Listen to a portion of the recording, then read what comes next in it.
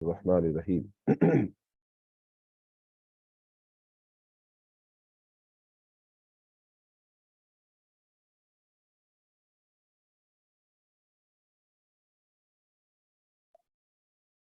دورہ تفسیر قرآن سے آج ہم سورہ البقرہ کی کچھ ابتدائی باتیں کل بیان ہوئی تھی، اور آج ہم انشاءاللہ الرحمن کوشش کریں گے کہ اپنا سبق کوئی تھوڑا تیزی کے ساتھ آگے بڑھائیں، لیکن بنیادی طور پر ایک بات میں سمجھانا چاہوں گا، وہ یہ کہ کل کے سبق میں جو باتیں ہماری ہوئیں ان کو ذہن میں رکھتے ہوئے ایک بات اور شامل کر لیجئے، اور یہ باتیں وہ یوں سمجھ لیجئے یہ بنیادی باتیں ہیں، یہ چابیاں ہیں، یہ مفاتیح ہیں، اس کو آپ کی کہتے ہیں، وہ ہیں کہ جب آپ کو یہ باتیں سمجھ آ جائیں گی تو قرآن پاک سمجھنا آسان ہو جائے گی۔ تو آج بات یہ ہے، اس کو آپ نوٹ کر لیں، سمجھ لیں، ذہن میں رکھ لیں۔ وہ بات یہ ہے کہ قرآن پاک کے ذریعے سے 4 قسم کے لوگوں کو دعوت دی گئی۔ قرآن پاک میں 4 قسم کے لوگوں سے خطاب کیا گیا۔ نمبر 1 تو ایمان والوں سے، نمبر 2 مشرکین سے، نمبر 3 یہودیوں سے، اور نمبر 4 نصارہ سے۔ تو اس کا مطلب قرآن پاک میں جو مختلف واقعات آئیں گے تو وہ ان 4 سے ریلیٹ کریں گے۔ کہیں تو بات ہوگی یہودیوں کی، کہیں بات ہوگی نصارہ کی، کہیں بات ہوگی مشرکین کی، اور کہیں بات ہونی ہے اہل ایمان کی۔ اور اہل ایمان میں سے جو اسلام قبول کر لیتے ہیں ان میں سے جیسا کل بات ہوئی تھی، کچھ تو سچے مسلمان ہوتے ہیں اور کچھ ان میں سے منافق ہوتے ہیں، تو 5واں گروہ کر لیں وہ منافقین سے، وہ بات ہوئی۔ اچھا، اب اس میں یہودیوں، عیسائیوں اور منافقین اور مشرکین سے جو بات ہوگی وہ اس لیے بات ہوگی کہ ان کو دعوت دی جائے گی، ان کو دعوت دی جائے گی کہ تم اسلام قبول کر لو، اور ان کو مختلف واقعات سنائے جائیں گے، اور واقعات سنانے کا مقصد یہ ہوگا کہ اللہ تعالیٰ تمہارے ماضی سے بالکل باخبر ہے، اور تم نے کون کون سے گناہ کیے اور کر رہے ہو ان سے باخبر ہے، اور یہ سارے کے سارے کام غلط ہیں، تو ان کو اس طرح دعوت دی جائے گی۔ اور دوسری بات یہ ہے کہ مسلمانوں کو یہ سمجھایا جائے گا کہ دیکھو، یہودی جو ہے وہ مغضوب علیہم ٹھہرے، ان پر اللہ کا غضب ہوا، نصارہ جو ہے وہ ضالین ہے، وہ گمراہ ہوئے، اور مشرکین مکہ یہ سب سے بڑے گناہ شرک میں مبتلا ہے، اور منافقین نفاق کے اندر مبتلا ہے۔ لہٰذا اب تم لوگ جو ہو کہ تم اللہ کے صحیح مخلص خالص بندے بنو، اور تمہارے اندر نہ تو یہودیوں والی خرابیاں ہوں، اور نہ تمہارے اندر وہ جرائم ہوں، نہ عادات اور خصلتیں ہوں، نہ ہی نصارہ والی تمہارے اندر عادات اور خصلتیں اور خرابیاں اور گناہ ہوں، اور نہ ہی تم نے مشرکین مکہ کی طرح اللہ کی ذات میں شرک کرنا ہے، اور نہ ہی تم نے نفاق اختیار کرنا ہے۔ تو یہ اہل ایمان کو ان سب کی خرابیاں بتا کر کے یہ بتایا جائے گا کہ تم نے ایسا نہیں بننا بلکہ تم نے ایسا بننا ہے۔ تو یہ بنیادی بات ہے۔ جب ہمیں یہ بنیادی باتیں سمجھ آ جائیں گی تو پھر انشاءاللہ الرحمن ہمیں قرآن پاک سمجھ آنا شروع ہو جائے گا۔ اور ایک بات جو پیچھے ہم نے بیان کی تھی اس کو ذہن میں تازہ کر لیجیے، اور وہ بات یہ ہے کہ وہ جو فارمولہ اللہ رب العالمین نے دیا ہے، جس کے 11 نکات ہیں، جس کو ایمان اور اسلام کہتے ہیں، ایمان اور اسلام کے ارکان کو ملائے تو کل 11 ارکان بنتے ہیں، 5 اسلام کے اور 6 ایمان کے۔ تو اب ان تمام احکام کو، واقعات کو ہم اس سے ریلیٹ کریں گے، ان سے ریلیٹ کریں گے، چونکہ اسی چیز کا اس بات ہونا ہے۔ کہیں تو نماز کا حکم ہوگا، کہیں روزے کا، کہیں حج کا، اور ایسے ہی کہیں اللہ پاک کی توحید کا، نبیوں کی رسالت کا، کہیں یہ بات ہوگی کہ آخرت پر ایمان لانا ہے، تقدیر پر ایمان لانا ہے، فرشتوں پر ایمان لانا ہے، ٹھیک ہے۔ تو یہ ساری باتیں بیان ہوگی، اور انہی چیزوں کو بار بار دہرایا جائے گا، چونکہ یہ بیسک باتیں ہیں، بنیادی باتیں ہیں، تو سارے کا سارا قرآن اسی کے گرد گھومتا ہے، انہی باتوں کو ذہن نشین کرواتا ہے۔ اور جس بندے میں یہ 11 باتیں راسخ हो जाएं, पुख्ता हो जाएं, वो इनको समझ ले, इन पर ईमान ले आए, इन पर ईमान ले आए, तो वो बंदा कामयाब हो जाएगा, अल्लाह ताला उससे राजी हो जाएगा, अल्लाह ताला उससे खुश हो जाएगा। तो इसलिए ये 11 बातें बहुत जरूरी और बहुत अहम है। तो अब हम बिला ताखीर आगाज करते हैं अपने सबक से। कल हमने बात की थी तो उसमें से शुरू में कुरान पाक के बारे में कुछ बात हुई थी, फिर उसके बाद जो अहले ईमान है उनकी बात हुई थी, और फिर काफरों की बात हुई थी, और फिर मुनाफिकीन की बात हुई। तो मुनाफिकीन की बात जरा तफसील से अल्लाह रब्बुल आलमीन ने की है।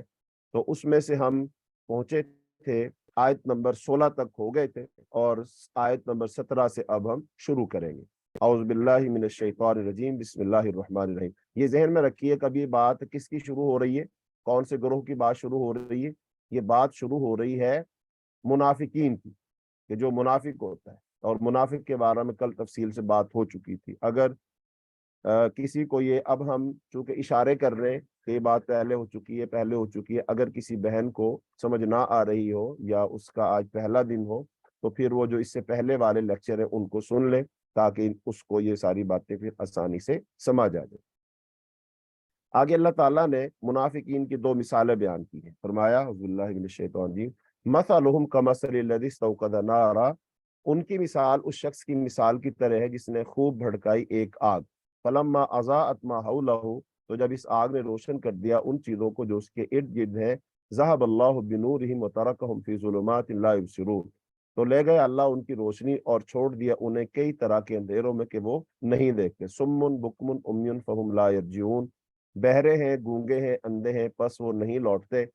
एक मिसाल ये बयान फरमाई। आगे दूसरी मिसाल, औ कसय्यिबिन मिनस समाई फीहि ज़ुलुमातुन, या जैसे बारिश आसमान से, इसमें कई तरह के अंधेरे हैं, वरादुन व बर्क, गरज है और चमक है, यजअलून असाबिहम फी अज़ानिहिम, वो डालते हैं अपनी उंगलियां अपने कानों में, मिनस सवाई की कड़कने वाली बिजलियों की वजह से, हज़र अल मौत, मौत के डर से।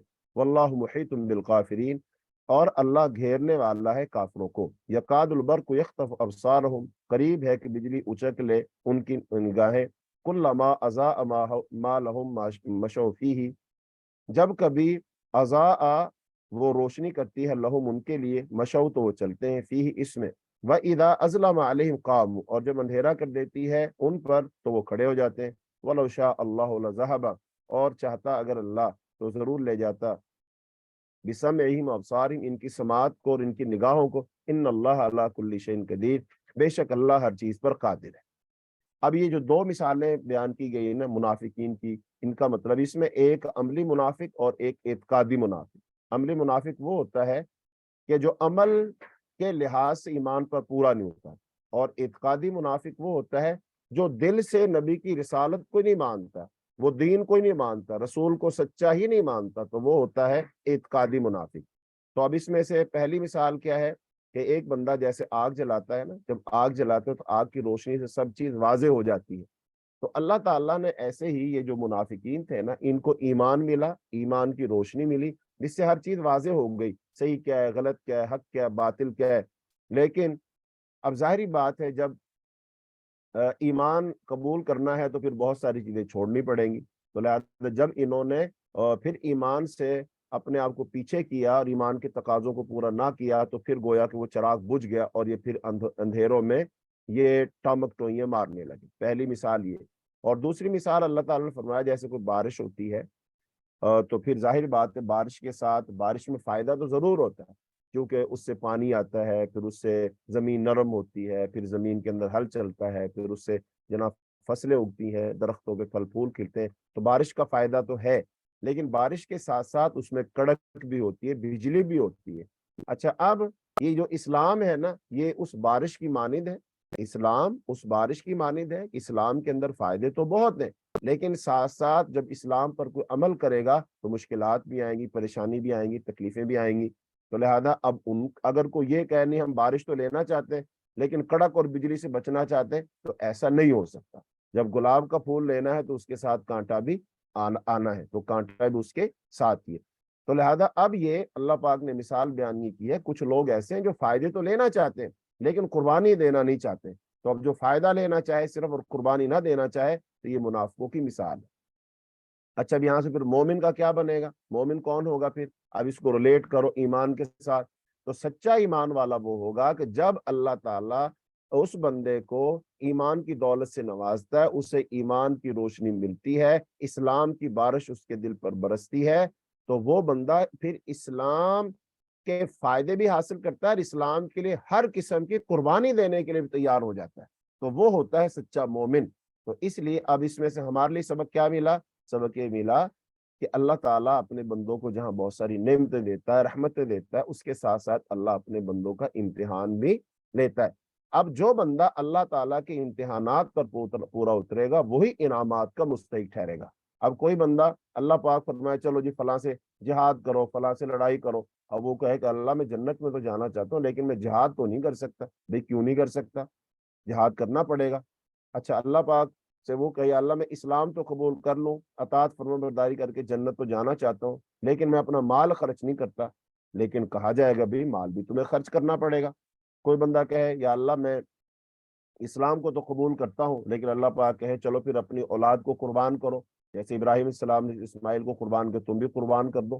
وہ کہے گا یا اللہ اولاد تو مجھے بڑی پیاری ہے، میں قربانی تو نہیں دے سکتا، میں اپنے گھر کو نہیں چھوڑ سکتا، ہجرت نہیں کر سکتا. نہیں، ایسا نہیں ہوتا. اللہ تعالیٰ نے جو ڈیمانڈ رکھی ہے نا، اس ڈیمانڈ کے اندر دونوں چیزیں، تم ایمان لاؤ گے اور تم اللہ پاک کو اپنی ذات اور اپنی اولاد اور مال اور اپنی صلاحیت اور سب کچھ دو گے، اس کے بدلے میں اللہ تعالیٰ تمہیں جنت دے گا. جیسا کہ اللہ تعالیٰ نے اس کو تجارت سے تشبیہ دی ہے، فرمایا ان اللہ اشتری من المؤمنین انفسهم واموالهم بان لهم الجنہ. بے شک اللہ تعالیٰ نے خرید لیا ہے. کیا خرید لیا ہے؟ مسلمانوں کے مال کو اور ان کی جان کو. کس کے بدلے؟ جنت کے بدلے. تم اپنی جان اور مال مجھے دے دو، میں تمہیں جنت دے دیتا ہوں. اب یہ آفر اللہ پاک کی ہے. اب ہر بندہ ہم میں سے سوچے، ہم میں سے ہر ایک شخص سوچے ہاں کیا ہم اللہ کی اس آفر کو قبول کرتے ہیں یا اس کو قبول نہیں کرتے. اب جو بندہ خوش دلی کے ساتھ اس آفر کو قبول کرے گا، اللہ ان کو بخوبی جانتا ہے کہ کون بندہ میرے ساتھ مخلص ہے اور کون مخلص نہیں ہے. تو اس لیے ہمیں اللہ کے آفر کو قبول کرنا ہے. ایک اور جگہ اللہ پاک نے تجارت سے اس کو تشبیہ دے فرمایا یا ایھا الذین آمنوا هل ادلکم علی تجارۃ تنجیکم من عذاب علیم تؤمنون باللہ ورسولہ. فرمایا کیا میں تمہیں ایک ایسی تجارت نہ بتاؤں، هل ادلکم علی تجارۃ تنجیکم من عذاب علیم، جو تمہیں دردناک عذاب سے بچا لے. وہ کیا؟ اللہ پر ایمان لاؤ، اللہ کی راہ میں جہاد کرو جانوں کے ساتھ اور مالوں کے ساتھ. تو اس کا مطلب یہ تجارت ہے. یہ وہ تجارت ہے جس میں فائدہ ہوگا. لیکن جو تجارت کون کر رہے؟ یہ منافقین جو تجارت کر رہے ہیں نا، ان کی تجارت نے انہیں فائدہ نہ دیا، کیونکہ وہ تو اللہ کو کچھ دینے کے لیے تیار ہی نہیں، وہ تو صرف لینے کے لیے تیار ہے. تو پھر اللہ پاک کہتا ہے ٹھیک ہے تم اپنا سب کچھ اپنے پاس ہی رکھو. تو یہ بات ہے. تو پھر صحیح ایمان والا کون سا ہوگا؟ جو اللہ کو اپنی ہر چیز پیش کر دے. آگے اللہ تعالیٰ نے فرمایا، اللہ تعالیٰ نے توحید کی دعوت دی ہے. آیت نمبر 21 سے توحید کی دعوت شروع ہو جاتی ہے. اور توحید قرآن پاک کی دعوت کی وہ کہہ لیجئے یہ مرکزی نقطہ ہے. اس کے گرد ساری دعوت گھومتی ہے. چونکہ توحید کا تعلق اللہ تعالیٰ سے، تو اللہ تعالیٰ کی ذات، اللہ تعالیٰ کا تعارف، سارے نبی کیوں آئے؟ انہوں نے آ کر اللہ تعالیٰ کا تعارف کروایا. اللہ نے خود فرمایا کہ وَلَقَدْ بَعَثْنَا فِي كُلِّ أُمَّةٍ رَسُولًا أَنِ اعْبُدُوا اللَّهَ وَاجْتَنِبُوا الطَّاغُوتَ. ہم نے ہر امت میں رسول بھیجا اور اس کا کام کیا تھا کہ وہ لوگوں کو یہ کہے کہ اللہ کی عبادت کرو اور طاغوت سے بچو. تو اس کا مطلب تمام انبیاء کی دعوت کا نقطہ آغاز اور مرکزی نقطہ جس کے گرد ساری دعوت گھومتی ہے، ساری کتابیں گھومتی ہیں، سارا قرآن گھومتا ہے، سارا اسلام گھومتا ہے، وہ ہے اللہ تعالیٰ کی توحید. تو یہاں پر اللہ تعالیٰ اپنی توحید کی دعوت دے رہے ہیں. اسی لیے جو شخص اللہ تعالیٰ کی توحید کو صحیح معنوں میں قبول کرے گا، اللہ تعالیٰ کی صحیح معرفت اور پہچان حاصل کر لے گا، وہی شخص کامیاب ہوگا. اسی لیے جب ہم کلمہ پڑھتے ہیں یا کلمہ پڑھاتے ہیں کسی کو تو اس وقت کیا کہا جاتا ہے؟ تو اس وقت یہی کہا جاتا ہے نا، کہو لا الہ الا اللہ محمد رسول اللہ. اسی لیے کہا گیا من کان آخر کلام لا الہ الا اللہ دخل الجنہ. جس آدمی کا آخری کلمہ یہ ہوا اللہ کی سوا کوئی عبادت کے لائق نہیں، تو وہ جنت میں داخل ہو جائے گا. ایسے ہی اگر کوئی شخص یہ کہے، کوئی شخص صدق کے دل سے لا الہ الا اللہ کہہ دے، تو وہ بھی ایک نہ ایک دن جنت میں جائے گا بشرطے کہ اس نے شرک نہ کیا. تو لہذا توحید سب سے اہم ہے. تو یہاں سے توحید کا بیان شروع ہو رہا. فرمایا یا ایھا الناس، اے لوگو، عبادت کرو ربکم الذی خلقکم، اس رب کی جس نے تمہیں پیدا کیا، والذین من قبلکم لعلکم تتقون، اور ان لوگوں کو پیدا کیا جو تم سے پہلے تھے تاکہ تم متقی بن جاؤ۔ الذی جعل لکم الارض فراشا والسماء بناها، وہ ذات جس نے بنایا تمہارے لیے زمین کو بچھونا اور آسمان کو چھت، وانزل من السماء ماء، اور اس نے نازل کیا آسمان سے پانی، فاخرج به من الثمرات رزقا لکم، اور اس نے نکالا زمین سے تمہارے لیے رزق بطور پھلوں سے رزق۔ فلا تجعلوا للہ اندادا، تو مت بناؤ اللہ کے لیے کسی قسم کے شریک، وانتم تعلمون، حالانکہ تم جانتے ہو، وان کنتم فی ریب مما نزلنا علی عبدنا، اور اگر ہو تم کسی شک میں اس کے بارے میں جو ہم نے اتارا اپنے بندے پر، تو لے آؤ بصورت من مثلہ، ایک صورت اس کی مثل، وادعوا شہداءکم، اور بلاؤ اپنے حمایتیوں کو، من دون اللہ، اللہ کے علاوہ، ان کنتم صادقین، اگر تم سچے ہو، فإن لم تفعلوا ولن تفعلوا، پھر اگر تم نے ایسا نہ کیا اور نہ کبھی کرو گے، فاتقوا النار التي وقودها الناس والحجارہ، تو بچ جاؤ اس آگ سے کہ وہ اس کا ایندھن لوگ ہیں اور پتھر، اعدت للکافرین، اور تیار کی گئی ہے کافروں کے لیے۔ اب ان آیات میں اللہ تعالیٰ نے اپنی توحید الوہیت منوانے کے لیے توحید ربوبیت کو بطور دلیل کے پیش کیا ہے۔ توحید ربوبیت کا مطلب کیا ہوتا ہے؟ جس میں ہم اللہ تعالیٰ سے سب چیزیں لیتے کہ ہمارا رب ہے، وہ ہماری کیا کر رہا ہے؟ پرورش کر رہا ہے، کھلا رہا ہے، پلا رہا ہے، رزق دے رہا ہے، زندگی دے رہا ہے، صحت دے رہا ہے، زمین سے فصلیں اگا رہا ہے، پھل پھول اگا رہا ہے، بارشیں برسا رہا ہے، تو رب اس کو کہتے ہیں۔ رب کی بحث پیچھے گزر چکی سورہ فاتحہ میں۔ تو اب توحید الوہیت کیا ہے؟ الہ کسے کہتے ہیں؟ الہ اس کو کہتے ہیں اس کی عبادت کی جائے، یعنی کہ انسان اللہ سب کچھ لیتا ہے نا تو رب سے لیتا ہے، اور جو سب کچھ دینا ہے تو وہ الہ کو دینا، تو الہ بھی اللہ ہے، رب بھی اللہ ہے۔ یعنی کہ جب ہم نے عبادت کرنی ہے، جب ہم نے دعا کرنی ہے، جب ہم نے شکر کرنا ہے، جب ہم نے سجدہ کرنا ہے، یہ سارا کس کے لیے ہونا چاہیے؟ اللہ کے لیے۔ لیکن ہوتا کیا ہے؟ خرابی کہاں ہے؟ اس لیے اللہ پاک نے یہ بات ارشاد فرمائی، خرابی یہ ہے کہ ہم اللہ سے سب کچھ لیتے ہیں، اس کا دیا کھاتے ہیں، اس کی زندگی جیتے ہیں، سب کچھ اس کا دیا ہوا ہمارے پاس، لیکن جب عبادت کی باری آتی ہے تو پھر لوگ کیا کرتے ہیں؟ غیر اللہ کے سامنے جھک جاتے ہیں۔ جیسا کہ مشرکین مکہ تھے، وہ بتوں کے سامنے جھکتے تھے، کہتے جی ان بتوں نے ہم پر کرم کیا ہے، فضل کیا ہے، انہوں نے کھلایا، انہوں نے پلایا، تو اب لہذا ان کے نام کی نظر، ان کے نام کی قربانی، ان کے نام کا سب کچھ دیتے تھے۔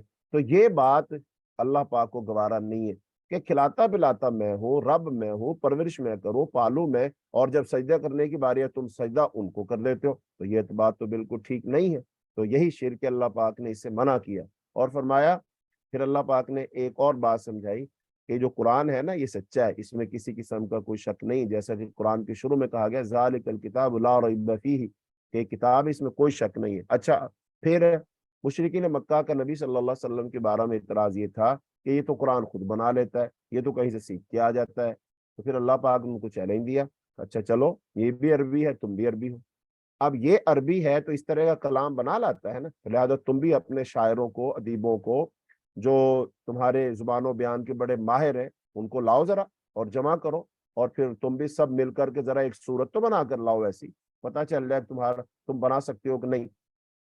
تو یہ چیلنج اس وقت بھی تھا، اور آج 1450 سال بعد بھی یہ چیلنج موجود ہے، لیکن نہ اس وقت کوئی قرآن کی طرح کی کوئی صورت بنا کے لا سکا، اور نہ آج کوئی بنا کے لا سکتا ہے، اور نہ قیامت تک کوئی بنا کر لا سکے گا۔ کیوں؟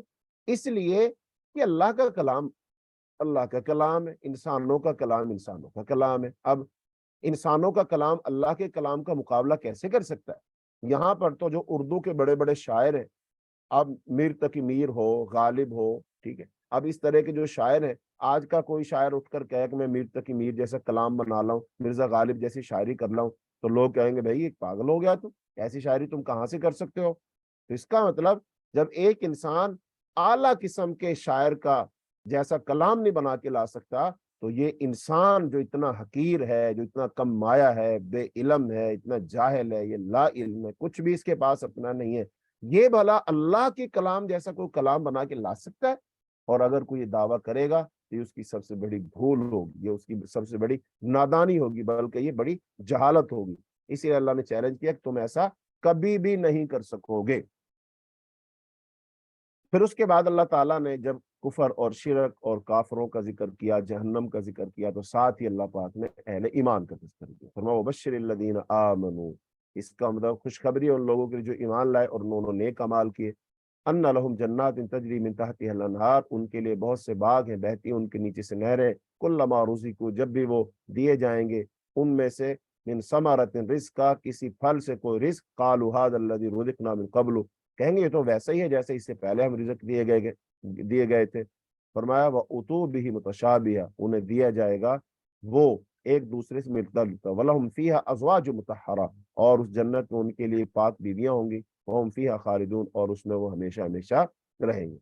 इसका मतलब अल्लाह पाक ने काफिरों का जिक्र किया, मुनाफिकों का जिक्र किया और मुशरिकों का जिक्र करके फिर फरमाया कि ईमान वालों, कि ईमान वालों के लिए खुशखबरी है, ईमान वालों के लिए जन्नत है, ईमान वालों के रिस्क है, ईमान वालों के लिए पाक बीवी अल्लाह ने तैयार कर रखी है। अजवाज का माना जोड़ा होता है, अगर ईमान वाली औरत है तो उसके लिए मर्द, और अगर मर्द है ईमान वाला तो उसके लिए औरत, यानी दोनों का जोड़ा अल्लाह ने तैयार कर रखा है। तो अब वही बात आ गई कि अब इसको रिलेट कर दो कि जो असली ईमान वाला है उसका ठिकाना जन्नत है, और अगर कोई असली ईमान वाला नहीं, भले वो मुनाफिक है, भले वो मुशरिक है, भले वो यहूदी है, भले वो ईसाई है, तो उनका ठिकाना वो जहन्नम है, जिसके बारे में फरमाया ना कि उसका ईंधन पत्थर और इंसान है। आगे अल्लाह ताला ने एक मिसाल बयान की, इन्नल्लाह ला यस्तही अन यज़रिब मसलन मा बऊज़तन फमा फौक़हा, बेशक अल्लाह नहीं शर्माता कि बयान करे मिसाल कोई भी मच्छर की या फिर इससे बढ़कर। फअम्मल लज़ीना आमनू फयअलमून अन्नहुल हक़्क़ु मिन रब्बिहिम, बस जो ईमान वाले वो तो जानते हैं अल्लाह की तरफ से कोई मिसाल बयान की जब वो हक है। अल्लाह मच्छर की बात करे, मक्खी की बात करे, पर की बात करे, फूल की बात करे, कांटे की बात करे, कोई बात बयान करे तो वो तो अल्लाह की तरफ से है ही हक। लेकिन जो काफिर हैं, फयक़ूलून माज़ा अरादल्लाहु बिहाज़ा मसला, वो कहते हैं 20 मिसाल के साथ अल्लाह ने क्या इरादा किया है, युज़िल्लु बिही कसीरन व यहदी बिही कसीरा, वो गुमराह करता है इसके साथ बहुतों को और हिदायत देता है इसके साथ बहुतों को। वमा युज़िल्लु बिही इल्लल फासिकीन, और नहीं गुमराह करता है इसके साथ मगर फासिकों को। इसका मतलब ये है, एक ही बात होती है, कुरान एक ही है ना, बहुत सारे लोग इससे हिदायत पा जाते हैं, बहुत सारे लोग इससे गुमराह हो जाते हैं। अब हिदायत पाने वाले कौन है? जो कुरान और हदीस की बात को मिन्नो अनुमान लेंगे, अपना सर झुका देंगे, अकल के घोड़े नहीं दौड़ाएंगे कि जैसे हमारे रब ने फरमा दिया वैसे ही है, बात खत्म हो गई।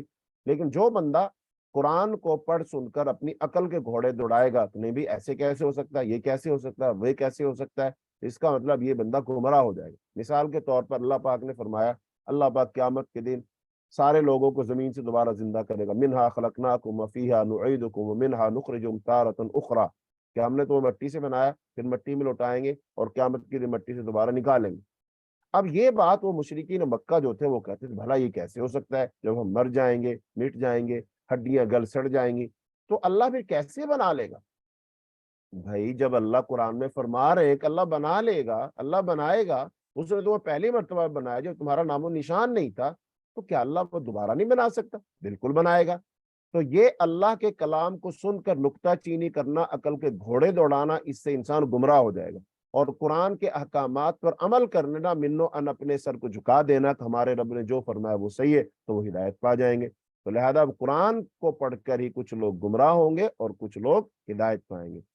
आगे फरमाया अल्लज़ीना यनक़ुज़ूना अहद अल्लाह, वो लोग जो तोड़ते हैं अल्लाह का अहद मिन बादि मीसाकी, इसे पुख्ता करने के बाद, व यक़तऊना मा अमर अल्लाह बिही, और कता करते हैं उसको कि अल्लाह ने हुक्म दिया उसके मुताल्लिक उसे मिलाया जाए, वो युफ़सिदूना फिल अर्ज़, और वो फसाद करते हैं ज़मीन, उलाइका हुमुल खासिरून, यही लोग खसारा पाने वाले। कैफ़ तकफ़ुरून बिल्लाहि व कुंतुम अमवातन, कैसे तुम कुफर करते हो अल्लाह के साथ हालांकि तुम बेजान थे। फ़अहयाकुम, तो उसने तुम्हें जिंदा किया, सुम्मा युमीतुकुम, फिर वो तुम्हें मौत देगा, सुम्मा युहयीकुम, फिर वो तुम्हें जिंदा करेगा, सुम्मा इलैहि तुरजाउन, फिर तुम उसी की तरफ लौटाए जाओगे। अब इसमें रद्द है बहुत सारे उन लोगों का जो कहते थे ना बस एक जिंदगी और एक मौत। नहीं भाई, एक जिंदगी और एक मौत कहाँ है? पहले तो मुर्दा थे, फिर अल्लाह ने जिंदा किए, यानी कि हम जब नहीं थे तो मुर्दा थे, उस हालत को मुर्दा कहा गया। फिर अब दुनिया में है, हम जिंदा हैं, फिर उस अल्लाह हमें मौत देगा, फिर हम मुर्दा हो जाएंगे, फिर अल्लाह हमें जिंदा करेगा, तो फिर हम जिंदा हो जाएंगे, इसका मतलब फिर हम कभी नहीं मरेंगे। तो ये दो जिंदगियां दो मौतें, तो ये तो बिल्कुल सही है। लेकिन जो लोग कहते हैं नहीं नहीं हम दोबारा जिंदा नहीं होंगे, तो ये बात गलत है। बाद लोग ये कहते हैं हम तो खुद ब खुद पैदा हो गए, खुद ब खुद ही सब कुछ हो गया। नहीं, अल्लाह पाक ने किया, खुद ब खुद कैसे हो गया? फिर अल्लाह ने फरमाया कैफ तकफुरून बिल्लाहि व कुंतुम अमवातन। हाँ, फिर आगे फरमाया हुवल्लज़ी खलक़ लकुम मा फिल अर्ज़ि जमीआ, वही है जिसने पैदा किया तुम्हारे लिए जो कुछ जमीन में है, जमीआ सब का सब, सुम्मा इस्तवा इलस समा, پھر وہ متوجہ ہوا آسمان کی طرف، فسواہن سبع سماوات، تو انہیں درست کر کے بنایا سات آسمان، وہ بکل شیء علیم، اور وہ ہر چیز کو بخوبی جاننے والا ہے۔ اب اللہ تعالیٰ نے یہ بات بتا دی کہ دیکھو زمین پر جو کچھ بھی ہے نا، وہ کس کا بنایا ہوا ہے؟ وہ اللہ کا بنایا ہوا، سب کچھ اللہ نے بنایا ہے۔ اس بنانے میں کوئی شریک نہیں، نہ کوئی انسان، نہ کوئی جن، نہ کوئی فرشتہ، نہ کوئی پیغمبر، نہ کوئی ولی، کچھ اللہ کا شریک نہیں، سب کچھ تنہا اکیلے اللہ نے بنایا۔ اس سے پتہ چلا کہ جو جس چیز کو بناتا ہے نا، وہ اس چیز کا مالک ہو۔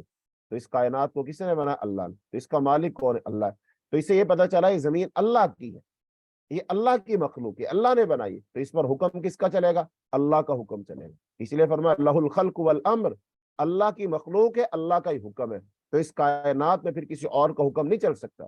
جیسا کہ آج بہت سارے لوگ وہ خود نظام بناتے، وہ خود آئین اور قانون بناتے، وہ خود سزائیں مقرر کرتے، اور وہ خود کہتے ہیں یہ کام جائز ہے ناجائز ہے۔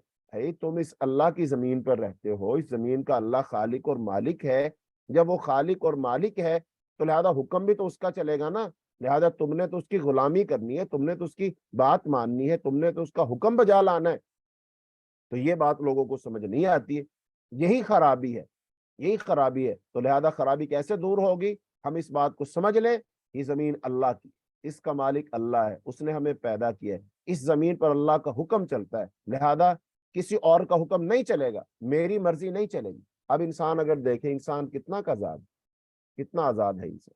انسان تو مسلمان ہونے، اسلام سے پہلے پہلے کوئی شخص آزاد ہو سکتا ہے، اسلام قبول کرنے سے پہلے پہلے کوئی آزاد ہو سکتا ہے۔ مان لیا وہ آزاد ہے، جو کھاتا ہے، پیتا ہے، پہنتا ہے، اٹھتا ہے، بیٹھتا ہے، جو چاہے کرے، ٹھیک ہے، سزا تو اس کی ملے گی۔ لیکن ایک بندہ جب مسلمان ہو جاتا ہے تو پھر کیا؟ وہ مسلمان ہونے کا مطلب یہ ہے کہ آج کے بعد میری مرضی نہیں چلے گی، آج کے بعد میری مرضی نہیں چلے گی، آج کے بعد میں اللہ کا غلام، اللہ کا عبد بن گیا۔ اچھا اب ہم کتنے آزاد ہیں؟ بالکل آزاد نہیں۔ مثلا آنکھ اٹھا کر ہم جس چیز کو چاہے دیکھ سکتے ہیں؟ نہیں دیکھ سکتے۔ ہم منہ سے جو چاہے بول سکتے ہیں؟ نہیں بول سکتے۔ کان سے جو چیز چاہے سن سکتے ہیں؟ نہیں سن سکتے۔ اچھا اب ہم نے کھانا کھانا ہے، بتاؤ کس ہاتھ سے کھائیں گے؟ دائیں ہاتھ سے کھائیں گے۔ اس کا مطلب یہ ہے کہ ہم ہر کام کے اندر اب اللہ کے حکم کے پابند ہیں، حتیٰ کہ آپ جوتا پہن، آپ نے جوتا پہننا، آپ کا جوتا ہے، چاہے دایاں پہلے پہنو چاہے بایاں، لیکن نہیں، حکم کیا دیا گیا؟ آپ نے فرمایا اذا انتعل احدكم فليبدا بيمينه واذا ندى فليبدا بشماله ولتكن اولهما تنعل واخرهما تنزع۔ اور ایک حدیث میں فرمایا لا يمشي احدكم في نعل واحده لينعلهما جميعا او ليخلاهما جميعا۔ فرمایا تم میں سے کوئی جوتا پہنے تو پہلے دائیں پاؤں کا پہنے، پھر الٹے پاؤں کا پہنے۔ اچھا جب جوتے نکالے تو پہلے الٹے پاؤں کا نکالے، پھر سیدھے پاؤں کا نکالے۔ پھر فرمایا تم میں سے کوئی بندہ ایک جوتا پہن کر نہ چلے، اور چاہے تو دونوں کو اکٹھا پہن لو، دونوں کو نکال لو۔ بتائیے کیا جوتا پہننے میں ہم آزاد ہیں؟ نہیں آزاد۔ تو اس کا مطلب جب بندہ مسلمان ہو جاتا ہے تو اس کا مطلب یہ ہے کہ اب وہ اپنی مرضی سے تو جوتا بھی نہیں پہن سکتا، وہ اللہ کے حکموں کا پابند ہے، اللہ کے رسول کے حکموں کا پابند ہے۔ اب مثال کے طور پر کیا سونے جاگنے میں ہم پابند ہیں؟ ایک بندہ رات کو سونے لگتا ہے، کہتا ہے میں جب چاہے سو جاؤں، جب چاہے جاگ جاؤں۔ نہیں بھائی، رات کو فرمایا عشاء سے پہلے سونا ناپسند ہے، اور عشاء کے بعد جاگنا نہیں چاہیے، اللہ کے کوئی دینی کام ہو، کوئی مشورہ ہو، کوئی اجتماعی کام ہو، مطالعہ کرنا ہو، فتویٰ دینا ہو، ٹھیک ہے اس کے لیے۔ اچھا اب ایک بندہ پھر سو گیا، کب تک سوتا رہے؟ اکثر و بیشتر فجر کے ٹائم بڑی میٹھی نیند آتی۔ اچھا اب کیا آزاد ہو سونے میں جب تک چاہے سوتے رہو؟ نہیں بھائی، آخر تم نے آخری سونے کی حد کیا ہے؟ فجر کی نماز پڑھنی، فجر کی نماز پڑھنی ہے۔ اس لیے کہا جاتا ہے الصلاۃ خیر من النوم، فجر کے اذان میں یہ جملہ اضافی بولا جاتا ہے، باقی 4 اذانوں میں نہیں بولا جاتا۔ باقی میں تو حی علی الصلاۃ حی علی الفلاح ہوتا ہے، لیکن فجر کی نماز میں کیا تھا؟ حی علی الصلاۃ حی علی الفلاح کے بعد الصلاۃ خیر من النوم، نماز نیند سے بہتر ہے، تو ہمیں اٹھنا پڑے گا۔ تو اس کا مطلب ہم آزاد نہیں ہیں۔ تو اس سے آپ باقی اور زندگی کے بڑے بڑے معاملات کو لے لیجیے، تجارت کیسے کرنی ہے، معیشت کیسے چلانی ہے، حکومت کیسے چلانی ہے، عدالت کیسے کرنی ہے، خوشیاں غمیاں کیسے منانی ہے، شادی بیاہ کیسے کرنا ہے، ان سارے کاموں کے اندر ہم آزاد نہیں ہیں۔ مسلمان ہونے کا مطلب یہ ہے کہ انسان اپنی مرضی سے اپنے تمام اختیارات سے دستبردار ہو جائے، اور اس بات کا اعتراف کر لے کہ میرا وہ مالک ہے، میرا رب ہے، جیسے وہ کہے گا میں وہ کروں گا۔ اسی کا نام اسلام ہے، اسی کا نام ایمان ہے۔ تو یہاں پر اللہ تعالیٰ نے یہ بات فرمائی ہے کہ جب سب کچھ ہے میرا، میں نے بنایا، سب کچھ کیا ہے، تو لہذا پھر اطاعت فرما برداری بھی اس کی کرو۔ پھر آگے وَإِذْ قَالَ رَبُّكَ لِلْمَلَائِكَةِ إِنِّي جَاعِلٌ فِي الْأَرْضِ خَلِيفَةً، یہاں سے آدم علیہ السلام کی تخلیق کا واقعہ شروع ہوگا۔ اور آدم علیہ السلام کی تخلیق کا واقعہ کیوں بیان کیا جا رہا ہے، اس کو تھوڑا سا سمجھ لو۔ وہ اس لیے بیان کیا جا رہا ہے کہ جیسے آدم علیہ السلام کو اللہ نے بنایا، تو اس وقت اللہ نے حکم دیا فرشتوں کو اور جو بھی اوپر تھے کہ بھی سجدہ کرو سب کے سب۔ اب ان میں سے کچھ نے سجدہ کیا اور کچھ نے، ایک نے سجدہ نہیں کیا، اور وہ تھا شیطان۔ اچھا، اب شیطان نے جو سجدہ نہیں نہ کیا تھا، وہ نہیں کیا تھا حسد کی وجہ سے، اور کہنے لگا انا خیر منہ خلقتنی من نار وخلقتہ من طین، اللہ تو نے اس کو مٹی سے بنایا، مجھے آگ سے بنایا، میں تو اس سے بہتر ہوں۔ تو لہذا مطلب یہ تھا کہنے کا، ایک بہتر چیز اپنے سے کمتر چیز کو سجدہ نہیں کر سکتی۔ تو یہ تھا اس شیطان کو، ابلیس کو، آدم علیہ السلام سے حسد۔ اچھا، پھر اس نے سجدہ نہیں کیا۔ اللہ پاک نے اس بات پر کہ جب اس نے اللہ کا حکم ماننے سے انکار کیا، اللہ پاک نے بطور سزا کو اس کو اپنی جناب سے نکال دیا اور اس کو لعنتی قرار دیا اور اس کو مردود قرار دیا اور اس کا ٹھکانہ جہنم ہوگا، یہ اعلان کر دیا۔ اچھا، پھر شیطان نے اللہ سے کہا کہ اللہ ٹھیک ہے، اب پھر مجھے مہلت دے، اور مہلت قیامت تک کے لیے چاہیے۔ اللہ نے کہا دے۔ جب مہلت مل گئی تو اس نے کہا یا اللہ اب میں ثابت کروں گا، میں اس کو گمراہ کروں گا، اور مطلب یہ ساری بات کے پیچھے ذہن اس کا یہ ہے، میں ثابت کروں گا اس لائق نہیں ہے کہ جو تو نے اس کو عزت دی ہے، تکریم دی ہے، سجدہ کروایا ہے، یہ تو اس قابل ہی نہیں تھا، یہ تو تیرا بڑا نافرمان ہے، بڑا سرکش ہے، باغی ہے، یہ تو اطاعت فرما برداری کرے گا ہی نہیں تیری، اور میں یہ ثابت کر کے دکھاؤں گا۔ تو پھر تو ثابت ہو جائے گا نا کہ یہ اس قابل نہیں تھا کہ اس کو سجدہ کروایا جائے، تو میری بات سچ ثابت ہو جائے گی۔ نعوذ باللہ، نعوذ باللہ، نعوذ باللہ، وہ شیطان اپنی طرف سے یہ کہنا چاہ رہا کہ اللہ تیری بات غلط ثابت ہو جائے گی اور میری بات سچ ثابت ہو جائے گی۔ اللہ پاک نے کہا یہاں سے نکل جا، دفع ہو جا، اور جا ایڑی چوٹی کا زور لگا لے، قیامت تک تیرے پاس ٹائم ہے، تو جو کچھ کر سکتا ہے کر لے۔ اور ساتھ اللہ نے یہ فرمایا کہ جو میرے بندے ہوں گے تو ان کو گمراہ نہیں کر سکیں۔ اس کا مطلب یہاں سے تقسیم شروع ہو جائے گی کہ ایک اللہ کے بندے، ایک شیطان کے بندے۔ اب کون اللہ کے بندے بننا چاہتے ہیں، کون شیطان کے بندے بننا چاہتے ہیں، یہ انسان کا اپنا اختیار ہے، یہ اس نے اختیار کرنا ہے کہ میں رحمان کا بندہ بننا چاہتا ہوں، شیطان کا۔ تو لہٰذا اب یہ اللہ پاک نے پھر یہ سارا واقعہ بیان اس لیے کیا ہے تاکہ ابن آدم ہوشیار ہو جائے کہ دیکھو تم سے حسد کرنے والا کون ہے، وہ ہے۔ اور پھر بالآخر جب اس نے آدم علیہ السلام کو جنت سے نکلوانے میں وہ کامیاب ہو گیا، وہ وسوسے ڈال ڈال کر وہ ممنوع درخت کا پھل یا درخت کھانے میں وہ کھلانے میں کامیاب ہو گیا، اللہ پاک نے نکال دیا، تو پھر آدم علیہ السلام نے فوراً توبہ کی، اپنی غلطی کا اعتراف کیا، اللہ نے اس کو قصور معاف کر دیا، تو پھر اللہ تعالیٰ نے دنیا میں بھیجا، پھر دنیا سے وہ واپس چلے گئے۔ اب یہ سارا واقعہ اللہ پاک بیان کر رہے کن کو سمجھانے کے لیے، خاص طور پر ان یہودیوں کو سمجھانے کے لیے، ان منافقین کو سمجھانے کے لیے کہ دیکھو جیسے آدم کی مخالفت کی تھی شیطان نے حسد کی وجہ سے، تم بھی ویسے ہی مخالفت کر رہے ہو حضرت محمد صلی اللہ علیہ وسلم کی حسد کی وجہ سے، لیکن جیسے وہ شیطان ناکام و نامراد ہوا، تم بھی ناکام و نامراد ہوگے۔ یہ بات سمجھانے کے لیے اللہ پاک نے واقعہ بیان، لہذا اس کو اسی تناظر میں سمجھنا چاہیے، اور یہاں سے یہ بھی سمجھنا چاہیے کہ اب ہمارا دشمن کون ہے اور ہمارا دوست کون ہے، ہمارا خیر خواہ کون ہے۔ ایسا نہ ہو کہ ہم جو ہمارا خیر خواہ ہے اس سے اعراض کر لیں، اس سے منہ موڑ لیں، اس سے پیٹھ پھیر لیں، اور جو ہمارا دشمن ہے اس کے ساتھ ہم جا ملیں اور اس کے ساتھ دوستیاں لگا لیں، اس کے ساتھ یاریاں لگا لیں، جو وہ کہے ہم وہ کریں اور جو ہمارا رب کہے ہم وہ نہ کریں۔ تو یہ تو انسان کی پھر نہ سمجھی۔ تو یہ واقعہ اللہ پاک نے بیان فرمایا، سنیے۔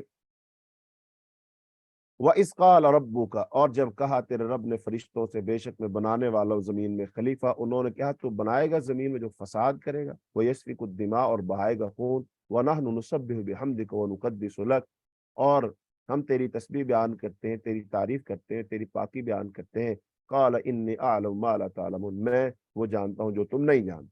اب یہ فرشتوں نے کوئی اعتراض نہیں کیا تھا، یہ اعتراض نہیں ہے، وعلم آدم الاسماء کلہا، اور اس نے سکھا دی آدم کو نام سارے کے سارے، پھر اس نے ان کو پیش کیا فرشتوں کے سامنے، فقال انبئونی باسماء ہؤلاء ان کنتم صادقین، فرشتوں تم مجھے ان ناموں کے بارے میں بتاؤ اگر تم جانتے ہو۔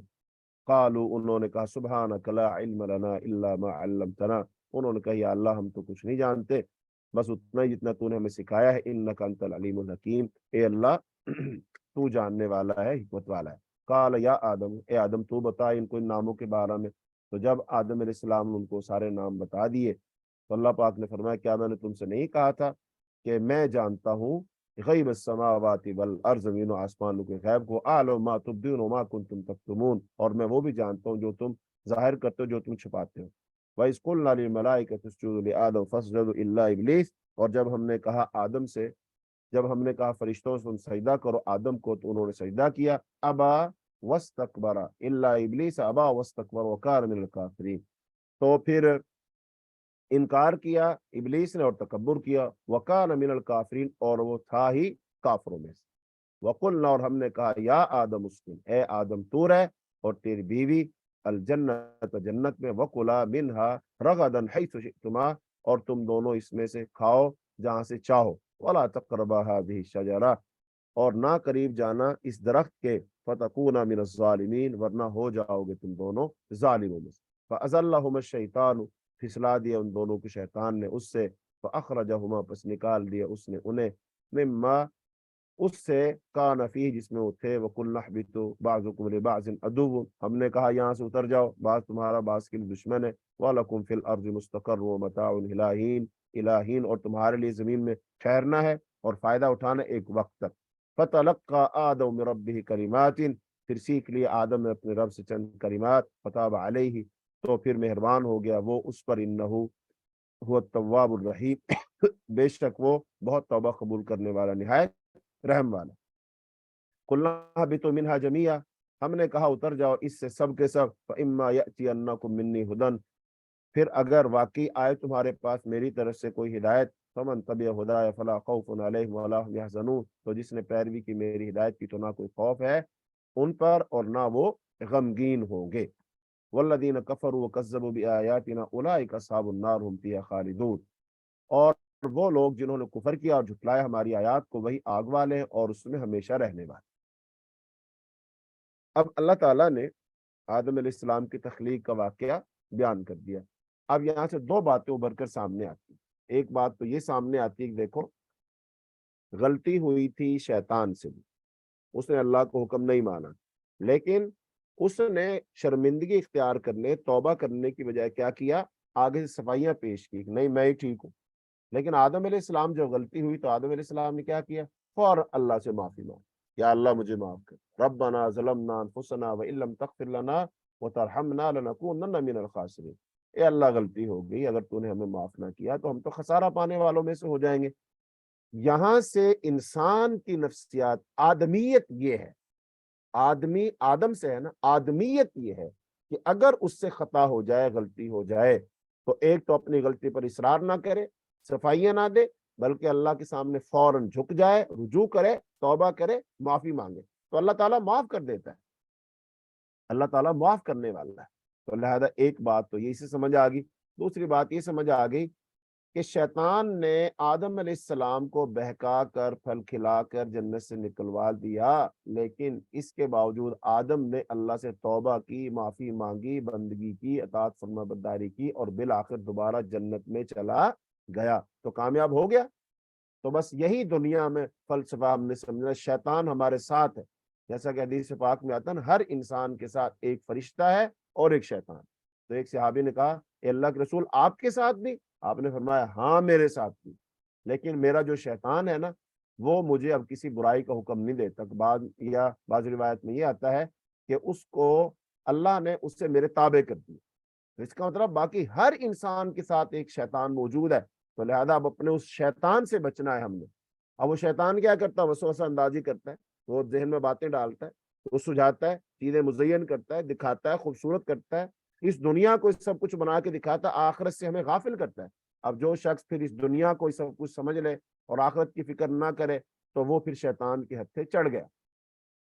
اور جو بندہ شیطان کی بات کو ٹھکرا دے اور اپنے رب کی بات کو مانے، کیسے کہ جس چیز کو اللہ اہمیت دے وہ بھی اس کو اہمیت دیتا ہے، جس چیز کو کا اللہ حکم دے وہ بھی اس کو مانتا ہے، اس کی اطاعت فرما برداری کرتا ہے۔ اس کا مطلب جو اللہ کی چاہت وہ بندے کی چاہت ہے، تو جو چیز اللہ کے نزدیک اہم ہے وہ اس بندے کے نزدیک اہم ہے، اور جو اللہ کے نزدیک اہم نہیں اس بندے کے نزدیک اہم نہیں۔ تو بتاؤ دنیا اللہ کے نزدیک اہم ہے؟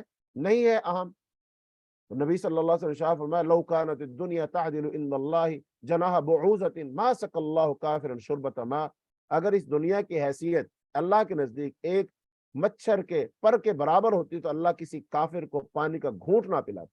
اور ایک دفعہ نبی صلی اللہ علیہ وسلم جا رہے تھے تو آپ نے دیکھا بکری کا ایک مرا ہوا بچہ پڑا ہے، تو آپ نے صحابہ کرام سے پوچھا ہے تم میں سے کوئی اس کو خریدے گا 1 درہم دینار میں؟ کہا حضور اس کو کون خریدے گا، اس میں تو کوئی فائدہ ہی نہیں، اگر اس میں کوئی فائدہ ہوتا تو اس کو وہ اس کا مالک پھینکتا۔ تو آپ نے فرمایا یہی مثال دنیا کی، یعنی جب تمہیں اس بکری کے بچے کی حقیقت سمجھ آ گئی ہے اور اس کو کوئی مفت لینے کے لیے تیار نہیں ہے کہ درہم و دینار میں لینے کے لیے تیار نہیں ہے، اسی طرح اگر تمہیں دنیا کی حقیقت بھی سمجھ آ جائے تو دنیا تمہیں مفت ملے تم اس کو نہ لو، تم اس کو ٹھکرا دو، تو ہم دنیا کے بندے بنیں گے ہی نہیں، ہم تو آخرت کے بندے بنیں گے۔ لیکن اب جو بندہ اس مردار کے پیچھے لگ گیا، اس مچھر کے پر سے بھی کم حیثیت والی چیز کے پیچھے لگ کر اس نے اللہ کو بھلا دیا، اسلام کو بھلا دیا، نبی کو بھلا دیا، اس نے اللہ کو عزت نہیں کی، اللہ کی اطاعت نہ کی، تو پھر شیطان نے بہکا دیا نا اسے۔ یہی بات سمجھائی جا رہی ہے یہاں پر کہ شیطان تمہارا دشمن ہے، وہ تمہیں بہکائے گا، تمہیں گمراہ کرنے کی کوشش کرے گا۔ تو یہی بات ان کو یہودیوں کو سمجھائی جا رہی ہے کہ بھی انسان بنو، تمہارے حسد بغض سے جیسے بنے گا کچھ نہیں، جیسے شیطان نے حسد بغض کیا آدم علیہ السلام سے لیکن وہ کچھ نہیں کر سکا۔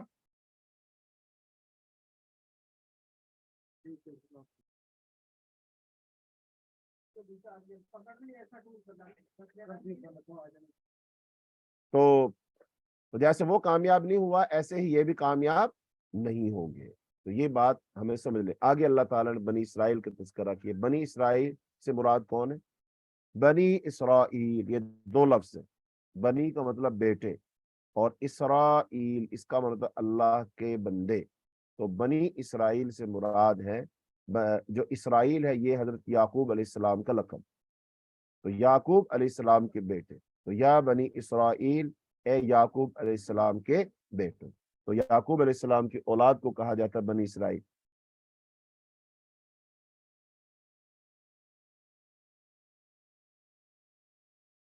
تو اس کا چارجر لا کے ادھر لگا نہیں سکتے۔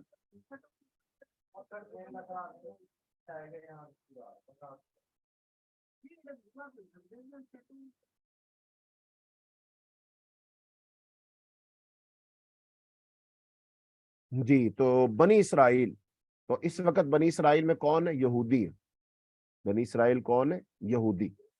تو فرمایا جا رہا ہے یا بنی اسرائیل، اے بنی اسرائیل اذکروا نعمت اللہ، اذکروا نعمتی التی انعمت علیکم، یاد کرو میری نعمت وہ جو انعام کی میں نے تم پر، واوفوا بعہدی اور پورا کرو میرا عہد، اوفی بعہدکم میں پورا کروں گا تمہارا عہد، وایای فرحبون اور صرف مجھی سے ڈرو، وآمنوا بما انزلت مصدقا لما معکم اور ایمان لاؤ اس پر جو تصدیق کرنے والی ہے اس کی جو تمہارے پاس ہے، اور نہ بنو سب سے پہلے کفر کرنے والے، ولا تشتروا بآیاتی ثمنا قلیلا اور نہ بیچو اللہ کی آیات کو تھوڑی قیمت میں، وایای فاتقون اور صرف مجھی سے ڈرو، ولا تلبسوا الحق بالباطل اور خلط ملط نہ کرو حق کو باطل کے ساتھ، وتکتموا الحق وانتم تعلمون اور تم حق کو چھپاتے ہو حالانکہ تم جانتے ہو، واقیموا الصلاۃ وآتوا الزکاۃ قائم کرو نماز اور دو زکوٰۃ، ورکعوا مع الراکعین اور رکوع کرو رکوع کرنے والوں کے ساتھ، اتأمرون الناس بالبر وتنسون انفسکم کیا تم حکم دیتے ہو لوگوں کو نیکی کا اور بھول جاتے ہو اپنے آپ کو، وانتم تتلون الکتاب افلا تعقلون حالانکہ تم پڑھتے ہو کتاب تو کیا تم نہیں سمجھتے، واستعینوا بالصبر والصلاۃ اور مدد حاصل کرو صبر کے ساتھ اور نماز کے ساتھ، وانها لکبیرۃ بلا شبہ وہ یقیناً بہت بڑی ہے، الا علی الخاشعین مگر عاجزی کرنے والوں پر، الذین یظنون وہ لوگ جو یقین رکھتے ہیں، انہم ملاقو ربہم کہ وہ ملنے والے ہیں اپنے رب سے، وانہم الیہ راجعون اور یہ کہ وہ اسی کی طرف لوٹنے والے ہیں۔ یا بنی اسرائیل اذکروا نعمتی التی انعمت علیکم وانی فضلتکم علی العالمین، اے بنی اسرائیل یاد کرو میری نعمت، وہ جو میں نے انعام کی تم پر، اور یہ کہ میں نے فضیلت دی تمہیں جہانوں پر۔ واتقوا یوما لا تجزی نفس عن نفس شیئا، اور بچو اس دن سے جب نہیں کام آئے گی کوئی جان کسی جان کے کچھ بھی، ولا يقبل منها شفاعت، اور نہ قبول کی جائے گی اس سے کوئی سفارش،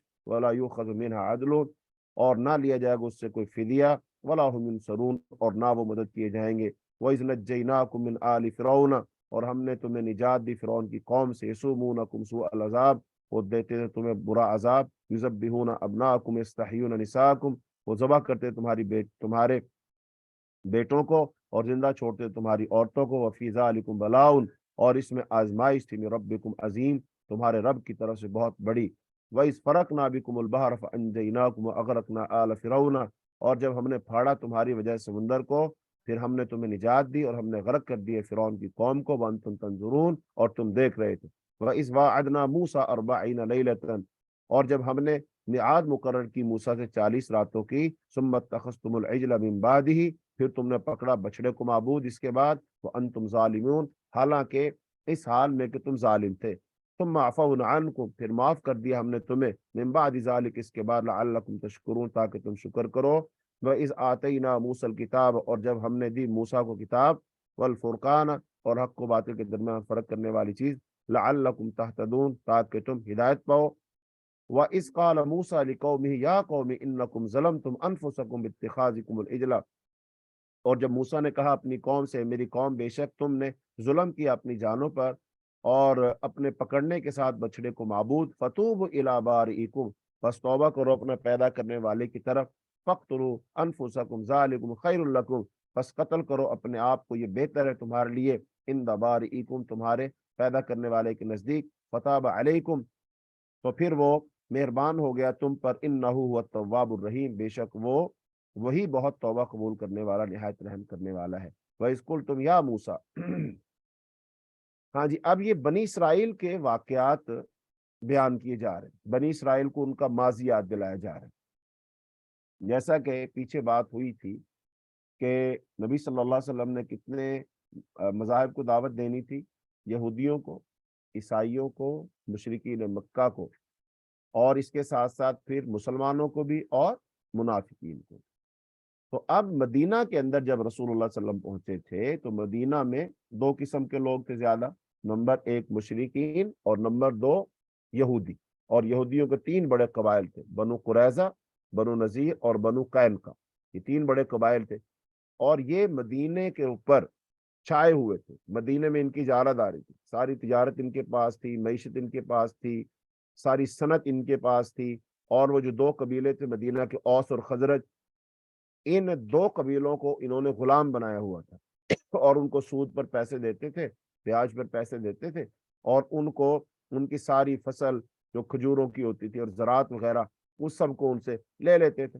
جیسا کہ آج بھی دنیا میں سودی نظام یہودیوں کے پاس ہے، بڑے بڑے جو بینک ہیں جو ملکوں کو قرض دیتے ہیں، وہ سارے یہودیوں کے، وہ بھلے IMF ہو یا ورلڈ بینک ہو یا اس طرح اور دیگر جو بینک ہیں، وہ یہودیوں کے قبضے میں، اور یہودی وہ قرض دیتے ہیں اور ملکوں کا خون چوستے رہتے ہیں، اور ان کی مرضی سے پھر ٹیکس لگتے ہیں، چیزیں مہنگی ہوتی ہیں، جیسا کہ اس وقت ہو رہا ہے۔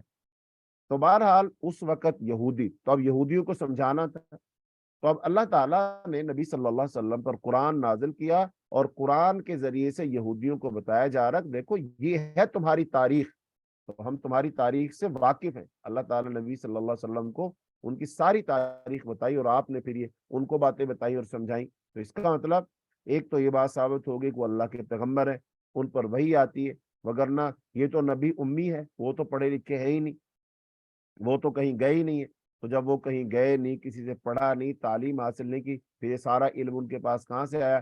تو یہ اس بات کا ثبوت ہے کہ وہ اللہ کے پیغمبر ہیں، ان کے پاس وحی آتی ہے۔ اور دوسری بات یہ ہے کہ یہودی جو اپنے آپ کو بہت بہتر سمجھتے تھے، پڑھا لکھا سمجھتے تھے، صاحب کتاب سمجھتے تھے، وہ سمجھتے تھے ہم انبیاء کی اولاد ہیں، ہم اللہ کے بڑے پسندیدہ اور چنیدہ ہیں، اور دوسرے لوگوں کو اپنے مقابلہ میں جاہل سمجھتے تھے، تو انہیں بتایا جا رہا ہے کہ اب اگر تم واقعی انبیاء کی اولاد ہو، تمہارے پاس علم ہے، کتاب ہے، اس کتاب میں تو لکھا ہوا ہے کہ پیغمبر آئے گا، تو وہ پیغمبر آ چکا ہے اور اس کو تم پہچانتے ہو بالکل ویسے ہی جیسے کوئی بندہ اپنے بیٹوں کو پہچانتا ہے، تو لاؤ پھر اس پیغمبر پر ایمان لے کر آؤ۔ لیکن اب اگر تم اس پیغمبر پر ایمان نہیں لاتے ہو، اس کا مطلب یہ ہے کہ تم جان بوجھ کر حق سے اعراض کر رہے ہو اور حق کو خلط ملط کر رہے ہو، ملا رہے ہو، تو اس روش سے باز آ جاؤ۔ یہ ان کو دعوت دی جا رہی۔ پھر انہوں نے جو ایک گناہ کیا تھا موسیٰ علیہ السلام کے ذریعے سے، اللہ پاک نے جب ان کو فرعون سے نجات دی اور وہ دریا نیل کو پار کر کے آ گئے، تو جب ان کو نجات مل گئی تو چاہیے تو یہ تھا کہ اللہ کی بات کرتے، انہوں نے ایک سامری جادوگر نے ایک بچڑا بنا دیا اور اس بچڑے کو بنا کر کہا یہی تمہارا معبود ہے، اور موسیٰ علیہ السلام گئے تھے طور پہاڑ پر تو کتاب لینے کے لیے اللہ سے ملاقات کے لیے، تو پھر انہوں نے پیچھے سے یہ کام کر دیا۔ جب موسیٰ علیہ السلام آئے تو اللہ نے ان کے ذریعے حکم دیا چلو اپنے آپ کو قتل کرو، یہی تمہاری توبہ کا طریقہ ہے، اور اگر تم نے قتل نہ کیا تو تمہاری توبہ قبول نہیں ہوگی۔ تو لہذا پھر انہوں نے ایک دوسرے کو قتل کیا۔ تو فرمایا بھائی اسکول تم یا موسیٰ لن نؤمن لک حتی نر اللہ جہرتن، اور اے موسیٰ ہرگز ہم یقین نہیں کریں گے تیرے لیے یہاں تک کہ ہم دیکھ لیں اللہ کو کھلم کھلا۔ تو پکڑ لیا تمہیں ایک کڑکنے والی بجلی نے، اور اس حال میں کہ تم دیکھ رہے تھے، پھر ہم نے تمہیں زندہ کیا اس موت کے بعد تاکہ تم شکر کرو۔ وَظَلَّلْنَا عَلَيْكُمُ الْغَمَامُ وَأَنزَلْنَا عَلَيْكُمُ الْمَنَّ وَالسَّلْوَىٰ، اور ہم نے سایہ کیا، یعنی کہ جب فرعون سے نجات مل گئی اور یہ میدان تی میں آ گئے تو وہاں پر اب ظاہری بات ہے بھوک بھی لگنی ہے، پیاس بھی لگنی ہے، کھانا پینا بھی چاہیے، سب کچھ چاہیے۔ تو اللہ پاک نے فضل کیا، ایک تو ان کے لیے سمندر کو پھاڑ کے رستے بنا دیے، اور دوسرا ان کے لیے کیا کیا، اس صحرا کے اندر آسمان پر بادل بھیج کے سایہ کر دیا، اور من اور سلوہ کھانے کے لیے بھیج دیا۔ من کوئی میٹھی چیز تھی، آسمان جیسے شبنم کے قطرے اترتے ہیں، اوس اترتی ہے، ایسے کوئی میٹھی چیز اترتی تھی، اس کو اکٹھا کر لیتے تھے۔ اور سلوہ جو تھا وہ ایک تو یہ پکی پکائی کو نمکین چیز آتی تھی، اور بعد مفسرین نے یہ لکھا ہے کہ وہ پرندے آتے تھے جھنڈ کے جھنڈ، یہ ان کو پکڑتے تھے اور پکا کے کھا لیتے۔ تو یہ من اور سلوہ اللہ پاک نے عطا کی۔ فرمایا کلوا من طیبات ما رزقناکم، اور کھاؤ پاکی جو چیزوں سے جو ہم نے تمہیں دی ہیں۔ وما ظلمونا ولکن کانوا انفسهم یظلمون، اور نہیں انہوں نے ظلم کیا ہم پر، اور لیکن وہ تھے اپنے ہی آپ پر ظلم کرتے۔ وَإِذْ قُلْنَا ادْخُلُوا هَٰذِهِ الْقَرْيَةَ، اور جب ہم نے کہا داخل ہو جاؤ اس بستی میں، تو فَكُلُوا مِنْهَا حَيْثُ شِئْتُمْ، اور جہاں سے دل کرے وہاں سے کھاؤ پیو۔ کھلا وَادْخُلُوا الْبَابَ سُجَّدًا، اور داخل ہو جاؤ اس میں سجدہ کرتے ہو۔ وَقُولُوا، اور انہوں نے کہا حِطَّةٌ نَغْفِرْ لَكُمْ خَطَايَاكُمْ، اور سجدہ کرتے ہو اور کہو بخش دے تو ہم بخش دیں گے تمہیں تمہاری خطائیں، اور ہم جلد ہی زیادہ دیں گے نیکی کرنے والوں کو۔ تو اللہ پاک نے حکم دیا تھا ان کو کہ لو بھائی یہ دروازہ ہے، اس میں داخل ہو جاؤ، اور کیا کہنا، حطتن کہنا۔ اب یہ چونکہ بگڑی ہوئی قوم تھی تو انہوں نے حطتن کی بجائے کیا کہا، ہنتتن، ہے کے آگے نون لگا دی، تو اس کا مطلب تھا گندم، کہ اللہ ہمیں گندم دے۔ کہنا تو یہ تھا کہ اللہ ہمیں بخش دے، انہوں نے کہا ہمیں وہ گندم دے۔ اس کا مطلب جو بات اللہ نے کہی تھی وہ بدل دی۔ تو اس کا مطلب یہ یہودیوں کی روش ہے، انہوں نے اللہ کے احکامات کو بدلا، نبیوں کی تعلیمات کو بدلا، انہوں نے کتابوں کو بدلا، ان میں تحریف کی۔ تو یہی ان کی وہ خرابی ہے جس کی وجہ سے اللہ نے ان پر غضب کیا، جس کی وجہ سے ان پر اللہ کی طرف سے عذاب آئے تھے۔ تو یہی ان کی خرابیاں تھی، اور یہی بتائی جا رہی ان کو، اور یہی باتیں بتا کر ان کو دعوت دی جا رہی کہ دیکھو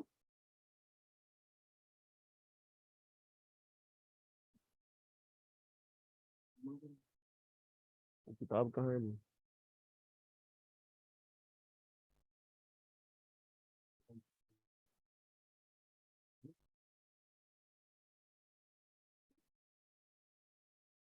جی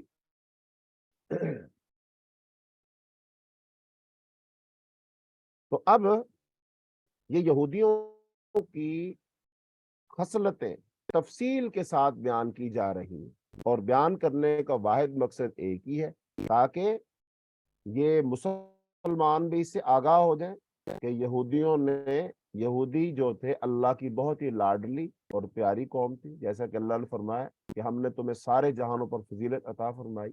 تو جس اللہ نے ان کو فضیلت عطا فرمائی، فرعون سے نجات عطا فرمائی، سمندر ان کے لیے پھاڑا، اور پھر ان کے لیے من اور سلوہ نازل کیا، اور ایک پتھر سے چشمے جاری کر دیے، اور پھر اللہ تعالیٰ نے ان کے لیے کتاب نازل کی، یہ سب کچھ کیا، تو چاہیے یہ تھا نا یہ اللہ کے شکر گزار بندے بنتے، اللہ تعالیٰ کی اتباع کرتے، فرما برداری کرتے، بات مان، لیکن انہوں نے تو سب کچھ بدل دیا، انہوں نے سب کچھ بدل دیا، اعتراضات کیے، باتوں کو نہیں مانا، نبیوں کو قتل تک انہوں نے کر دیا، جو بات اللہ کی طرف سے آتی تھی پسند آتی تو مان لیتے، نہ پسند آتی تو نہ مانتے۔ بہرحال یہاں پر اس حصہ میں بنی اسرائیل کو تصریح کے ساتھ مخاطب کر کے پہلے ان کو اس بات کی دعوت دی گئی ہے کہ وہ اس نبی امی پر ایمان لائیں جس کی بعثت کی پیش گوئیاں ان کی صحیفوں میں موجود ہیں۔ پھر ان کو متنبع کیا گیا ہے کہ جس دعوت حق کی تائید و حمایت میں سبقت کرنے کے لیے ان سے تورات میں عہد لیا جا چکا ہے، دنیا پرستی اور حسد میں مبتلا ہو کر اس کی مخالفت میں سبقت نہ کریں، نیز اس گھٹیا مقصد کے لیے حق کو باطل کو باہم گڈمٹ کرنے کا جو کاروبار انہوں نے جاری کر رکھا ہے اس سے باز آ جائیں اور اس جہاد نفس میں صبر اور نماز سے مدد حاصل کریں۔ اس کے بعد یہ حقیقت واضح کی گئی کہ خدا کے ہاں غیرت اور تقرب کا ذریعہ وہ صرف اور صرف ایمان اور عمل صالح ہے، نہ کسی خاص خاندان یا کسی گروہ سے وابستہ ہونا ہے۔ یہود اسی غلط فہمی مبتلا تھے، ان کو جو عزت اور عظمت حاصل ہوئی وہ حضرت ابراہیم علیہ السلام اور حضرت یعقوب علیہ السلام کی اولاد میں سے ہونے کی وجہ سے حاصل ہوئی۔ اسی غلط فہمی کے سبب ان کا سارا اعتماد ایمان اور عمل صالح کی بجائے محض اپنی خاندانی اور گروہی نسبت پر رہ گیا، اور یہی غرور، یہی دھوکہ ان کے لیے نبی صلی اللہ علیہ وسلم کی رسالت پر ایمان لانے میں بہت بڑی رکاوٹ بن گیا تھا۔ یہاں ان پر واضح کیا گیا ہے کہ تمام فضل و کرم اللہ تعالیٰ ہی کے ہاتھ میں ہے، جو فضل بھی تم پر ہوا ہے اسی کی طرف سے ہوا ہے، اور جو فضل بھی ہوگا اسی کی طرف سے ہوگا۔ اس نے تم پر فضل بھی بڑے بڑے کیے ہیں اور تمہاری ناشکریوں پر تم کو سزائیں بھی بار بار دی ہیں، اس وجہ سے خاندان اور نسب کی نسبتوں کی بجائے اللہ تعالیٰ کی طرف رجوع کرو اور ان اوہام میں مبتلا ہو کر حقائق سے منہ نہ موڑو۔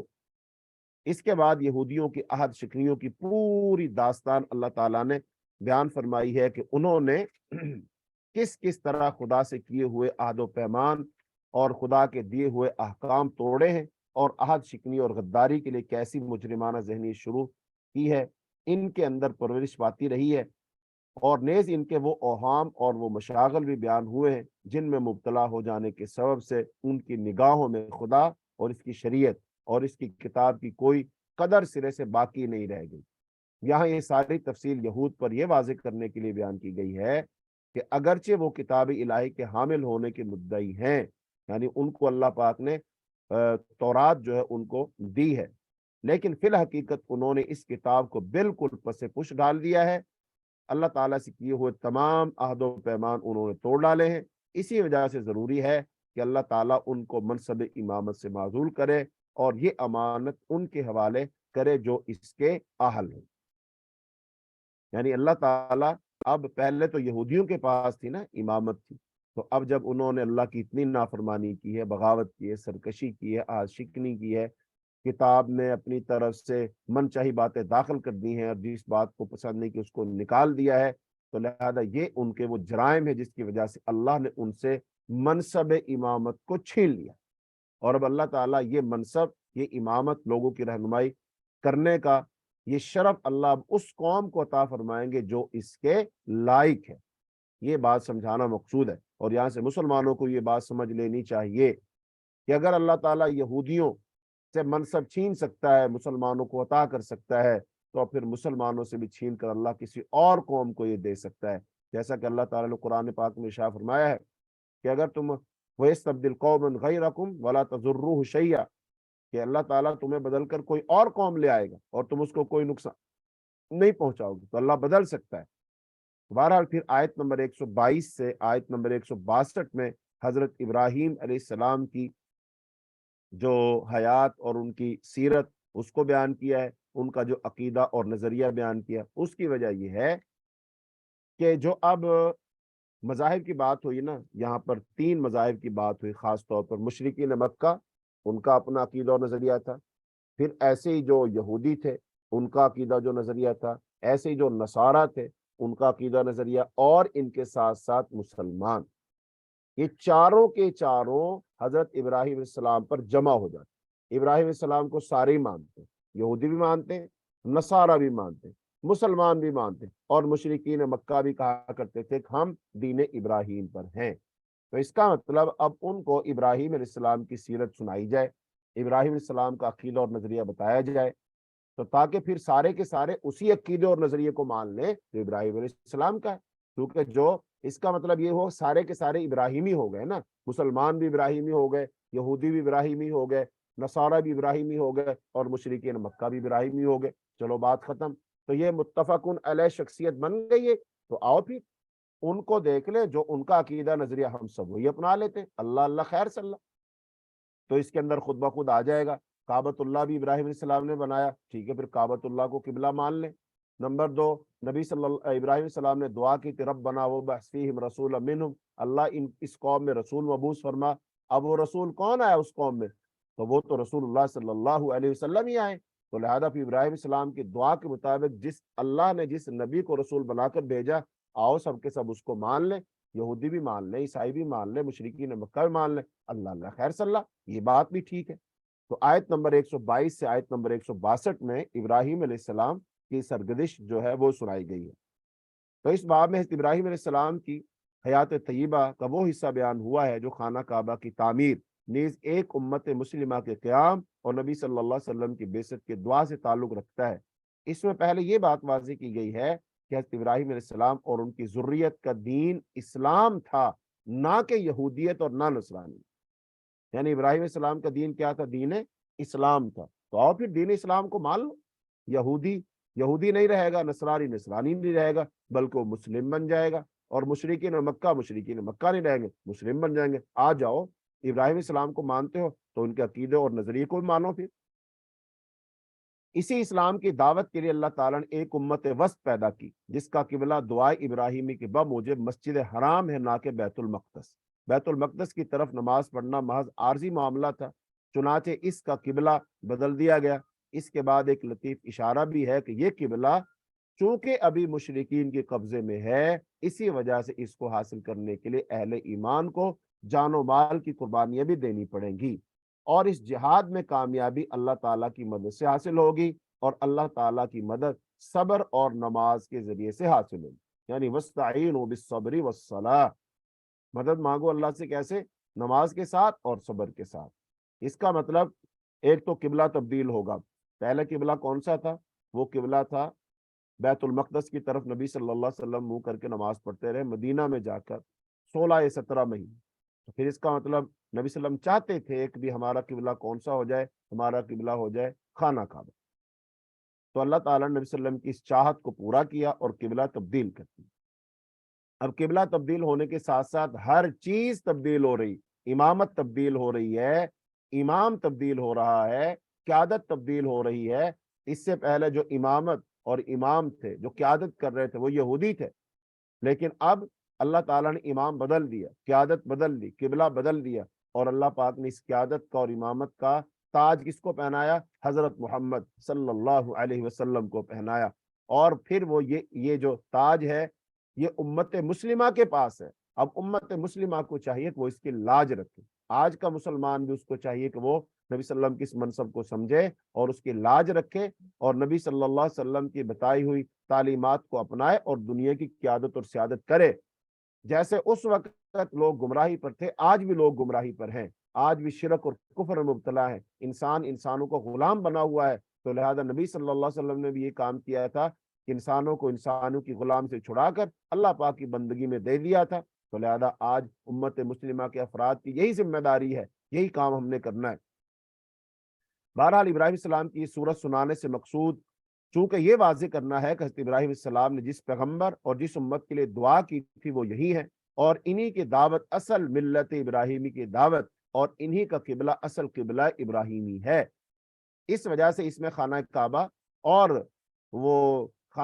اور مروہ وغیرہ سے متعلق یہود کی وہ تمام تحریفات بھی بے نقاب ہو گئی جو انہوں نے اپنے صحیفوں میں اس خیال سے کی تھی کہ خانہ کعبہ اور مروہ کی قربان گاہ کے ساتھ حضرت ابراہیم السلام سے تعلق کی ہر شہادت ریکارڈ سے حذف کر دیں۔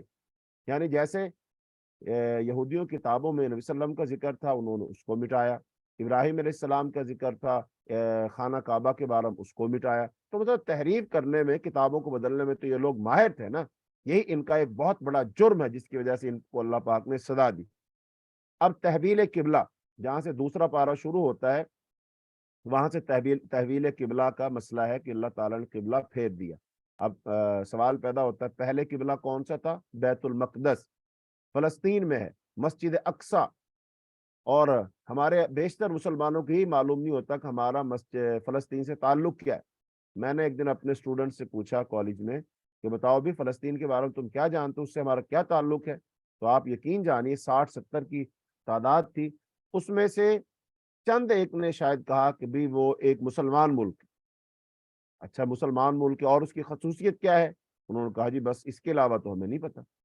تو اس کا مطلب مسلمانوں کو یہی نہیں معلوم کہ فلسطین سے ہمارا تعلق کیا ہے۔ فلسطین کی سرزمین سے ہمارا تعلق یہ ہے کہ وہ ہمارا قبلہ اول ہے، اس کی طرف نبی صلی اللہ علیہ وسلم نے 17 مہینے یا 16 مہینے منہ کر کے نماز پڑھی ہے مدینہ منورہ میں جا کر، اور پھر جب اللہ پاک نے آپ کو معراج کروایا تو مسجد حرام سے اللہ پاک آپ کو مسجد اقصی لے گئے۔ سبحان الذی اسری بعبدہ لیلا من المسجد الحرام الی المسجد الاقصی الذی بارکنا حولہ۔ تو اللہ پاک وہاں لے گئے، وہاں نبیوں کی امامت کرائی، اور پھر وہاں سے آپ آسمانوں کی طرف گئے۔ تو مسجد اقصی کی ہمارے لیے بہت اہمیت ہے۔ سارے کا سارا یورپ فلسطین پر قبضہ اس نے کر لیا تھا، اور جب یہ فتح ہو گئی تھی عمر رضی اللہ عنہ کے دور میں، پھر اس کے بعد عیسائیوں نے قبضہ کر لیا، پھر صلاح الدین ایوبی نے جنگ کی اور سارے یورپ کو شکست دے کر دوبارہ فلسطین کو آزاد کروایا تھا۔ لیکن بدقسمتی شومی قسمت کے مسلمانوں نے جہاد کرنا چھوڑ دیا، جس کی وجہ سے پھر دوبارہ وہاں پر امریکہ جیسے بدماش ملکوں نے وہاں پھر فلسطین میں یہودیوں کا اسرائیل ملک بنا کر پھر فلسطین کو تباہ و برباد کر دیا، اور آج مسلمان چیخ چلا رہے۔ تو بہرحال تحویل قبلہ، تو نبی کریم صلی اللہ علیہ وسلم ہجرت کے بعد 16 یا 17 مہینے تک بیت المقدس کی طرف رخ کر کے نماز پڑھتے رہے۔ قرآن مجید کے بیان سے صاف معلوم ہے کہ نبی کریم صلی اللہ علیہ وسلم تحویل قبلہ کا حکم آنے سے پہلے اس کے منتظر تھے، کیونکہ تبدیلی امامت کے ساتھ تبدیلی قبلہ فطری تقاضا تھا۔ بنی اسرائیل کی امامت کا دور ختم ہو چکا تھا، اب امت مسلمہ کا دور شروع ہو چکا ہے، لہذا اس کی تکمیل تحویل قبلہ ہی سے ہو سکتی ہے۔ اللہ تعالیٰ نے قرآن پاک میں اس کا تذکرہ کیا ہے، فرمایا جہاں سے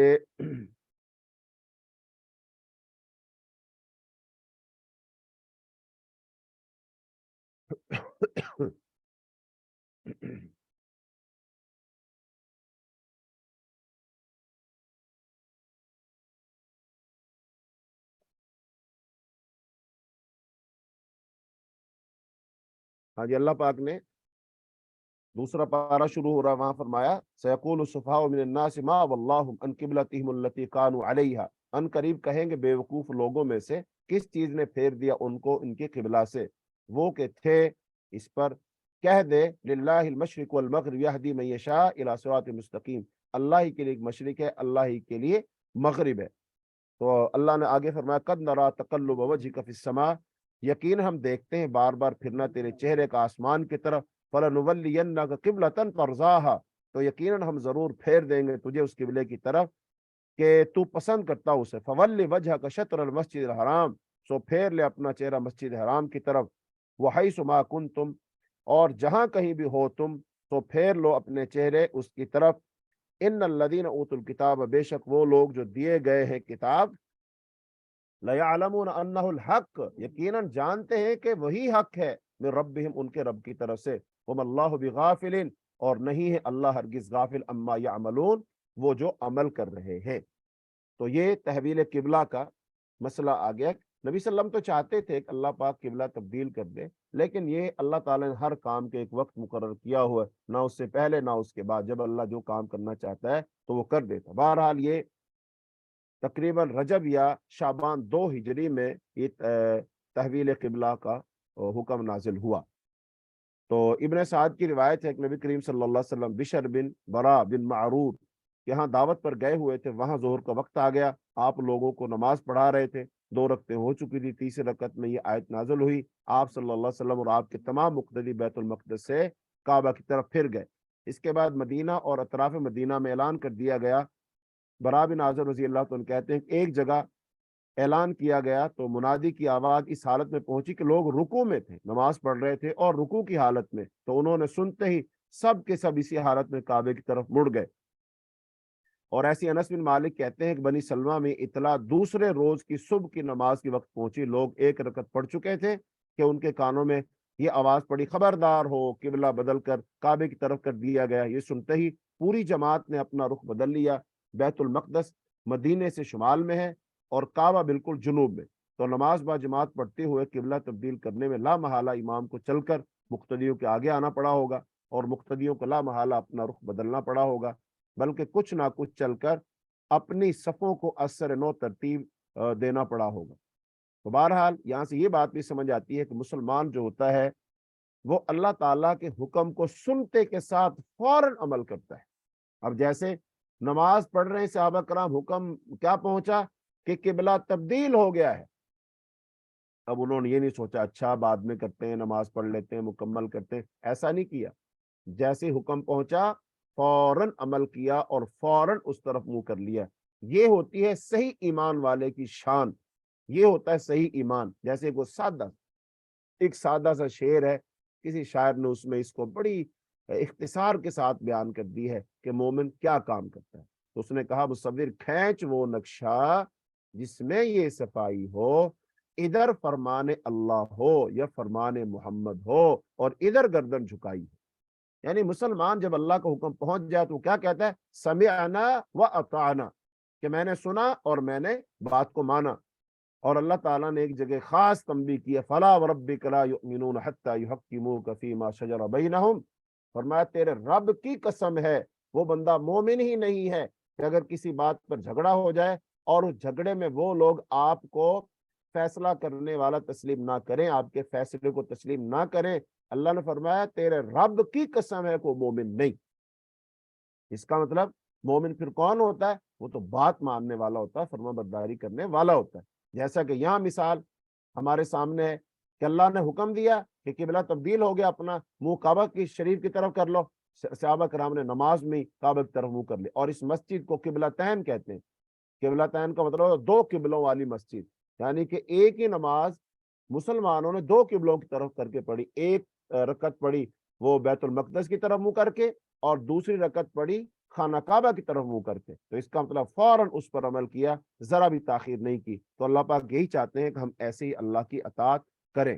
تو بہرحال امت مسلمہ کو انفرادی اور اجتماعی زندگی منظم کرنے کے لیے جو اصول و ضوابط درکار تھے اور مدینہ طیبہ میں جو اجتماعی تشکیل پا رہی تھی، اسے آنے والے زمانوں کے لیے ایک نمونے کے طور پر قائم رہنا تھا۔ اس لیے اللہ تعالیٰ نے اس مقدس جماعت کے ذریعے سے آنے والی نسلوں کے لیے خاکہ عطا کیا کہ صحیح معنوں میں مسلمان ایسے ہوتے ہیں۔ امت مسلمہ کو جو شریعت عطا ہوئی، اس شریعت کے بنیادی قوانین بیان ہوئے۔ یہود نے شریعت الہی میں جو تحریفات کی تھی اور مشرکین نے جو بدعات اختیار کی تھی، ان کی حقیقت بیان کی گئی کہ ان بدعات و تحریفات سے پردہ اٹھا دیا گیا کہ یہ ان کی اپنی مرضیاں ہیں، اپنی پسند ہے، اپنی بنائی باتیں ہیں، یہ اللہ کا دین نہیں ہے۔ پھر آیت نمبر 162 سے آیت نمبر 176 تک توحید کا مضمون بیان ہوا ہے۔ اس کے ساتھ ساتھ شرک کی حقیقت واضح کی گئی ہے کہ مشرکین کے انجام کو بیان کیا گیا ہے۔ قیامت کے دن لیڈر اور ان کے پیروکار ایک دوسرے سے برات کا اعلان کریں گے، اور ان کے پیروکار کہیں گے اگر انہیں دوبارہ دنیا میں جانے کا موقع ملتا تو یہ بھی ان سے اسی طرح برات کا لا تعلقی کا اظہار کرتے جس طرح یہ دنیا میں اظہار کر رہے ہیں۔ تو انہوں نے برات کا اعلان کیا۔ اس کے بعد حلال و حرام کی کچھ واضح قوانین بتائے گئے ہیں۔ توحید کے بعد حلال و حرام کو ذکر کرنے سے اس کی اہمیت واضح ہوتی ہے کہ حلال و حرام کس قدر ضروری ہے، کیونکہ شرک اور تحریم اور تحلیل کا گہرا تعلق ہے۔ مشرکین مکہ شیطان کی پیروی میں اپنے مشرکانہ توہمات کے تحت کئی چیزوں کو حرام اور کئی چیزوں کو حلال ٹھہراتے تھے، اس کی طرف یہاں اشارہ کیا گیا ہے، اور جبکہ اس کی تفصیلات آگے سورہ انعام اور سورہ مائدہ، سورہ نساء وغیرہ میں آئیں گی۔